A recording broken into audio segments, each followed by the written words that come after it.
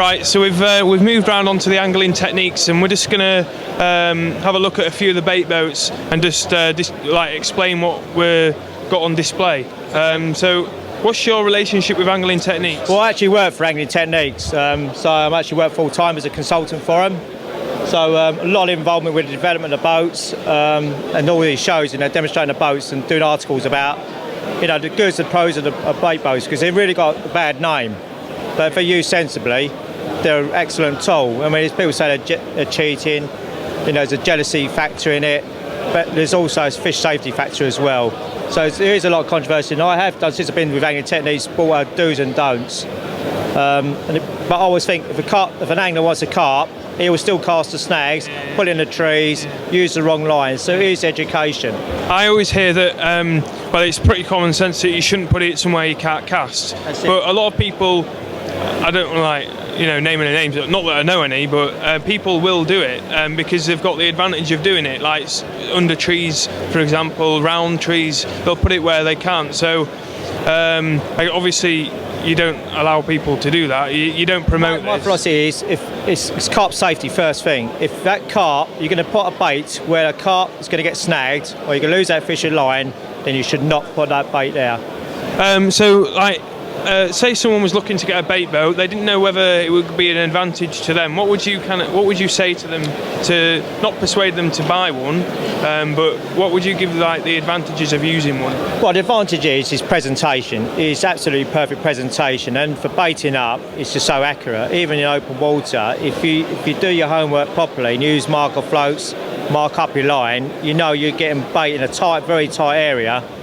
And the carp will get used to the area, and it's just a massive advantage. And also, you can really, I use PVA a lot in boats as well, so I can really cover my rig up. And I know there's places I call fish I would never call without a bait boat. Let's go on to the 3 different types you've got here. You've got, do you want to go through which ones you do? I mean, the Technicat is my favourite boat. Basically, the Technicat has got props on it. Massive big hopper, PVA friendly. It's the only boat you can load up with a door shut as well. Absolutely awesome boat. So you put your line through here and just lays in there, then you can bait up. How much bait can you get in there? I've had up to 4 kilo in here. But again, it depends what type of bait. If it's boilies, obviously less. If you've got pellet, be a load about 4 kilo in weight. You got 2 batteries? 2 batteries, nearly 2 hours running time. So plenty of time, to get your baits out. I mean, I've taken this boat to France. I haven't changed the battery to the Thursday, and it's taking out 10 or 12 runs a day. Do you can you put like a echo sounder on it? We've got echo sounders, and I think the thing is with echo sounders, fish finders and echo sounders. The trouble is with fish finders, they're not really built for bait boats. So, and the cone that comes out, and this is where they're not accurate, and where there's this thing about accurate. What we've done with Angling Techniques, which is this one here, even though it's more expensive, but the cone comes straight down. So what's underneath the boat is accurate. So the cone is really, really important. And the information that comes on here will show you little sort of black bits and every little bit of detail. But it is an echo sounder, not a fish finder. And that's the key thing about it. Is this optional with every boat? That's optional with a Technicat and a Microcat. Unfortunately, not the Pro Cat because the boat's too small.